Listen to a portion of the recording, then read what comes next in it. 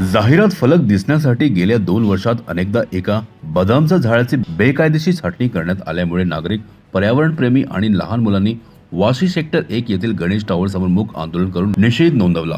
स्थानिकांच्या मते जानेवारी 2023 मध्ये प्रथमच या झाडाच्या शेंड्याची छाटणी करण्यात आली आणि त्यानंतर फेब्रुवारीत त्याच झाडाशेजारी नवे होर्डिंग उभारण्यात आले. त्यानंतर फलक अधिक स्पष्ट दिसावा यासाठी वारंवार छाटणी सुरूच राहिली.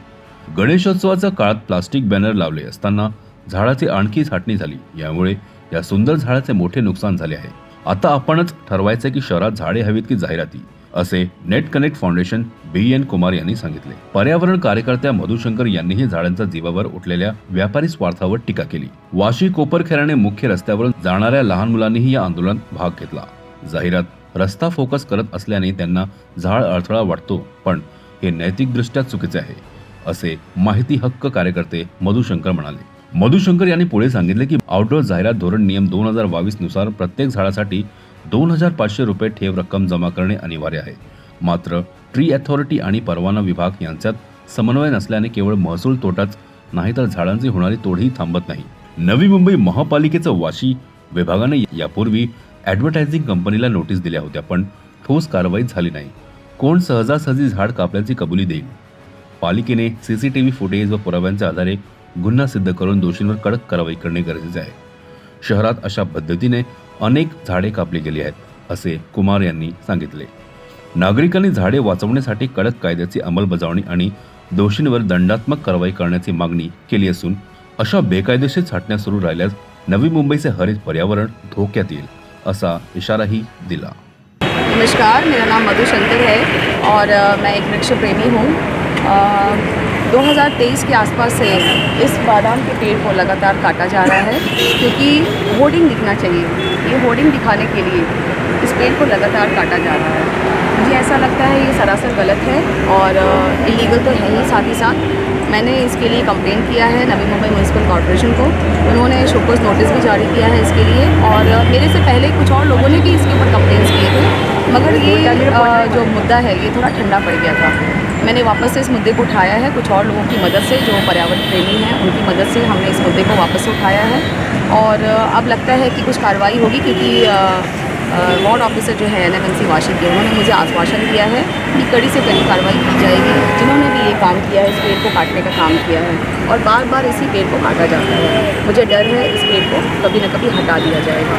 और ये मुंबई, नवी मुंबई में इस तरह का बहुत कुछ देखने को मिल रहा है. हमारा उद्देश्य यहाँ इकट्ठा होने का यही है कि हम एक अवेयरनेस फैलाना चाहते हैं कि इस तरह से जहाँ भी कहीं कोई भी कुछ देख रहा है, अगर पेड़ों के ऊपर अत्याचार हो रहा है तो कृपया करके ये महानगर पालिका को बताएं.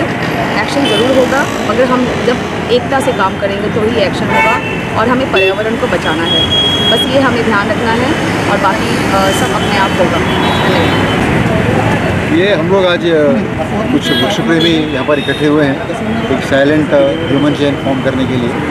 कारण ये कि यहाँ पर एक पेड़ का बहुत बड़ी मात्रा में नुकसान किया जा रहा था.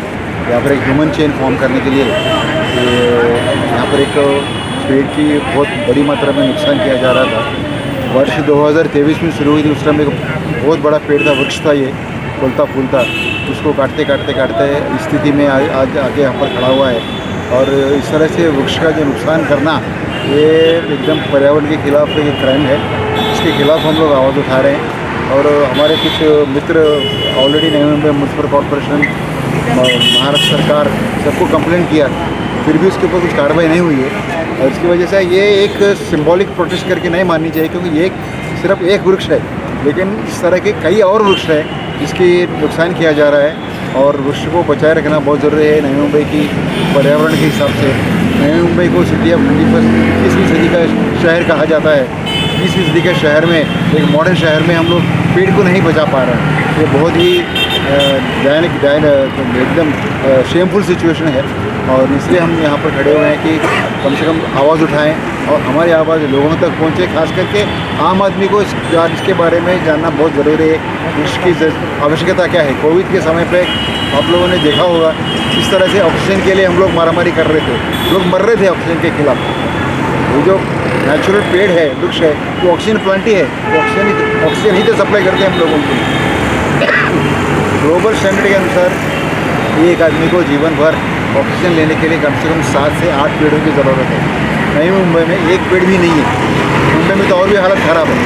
तो अगर हम मॉडर्न शहर बना रहे हैं, प्लांट सिटी बना रहे हैं, तो हमारा कर्तव्य बनता है कि वृक्ष को बचाएं, ज़्यादा से ज़्यादा वृक्षारोपण करें, वृक्ष को बढ़ाएं और इस तरह से कि जो वृक्ष के खिलाफ जो कार्रवाई हो रही है उसको तुरंत रोकें।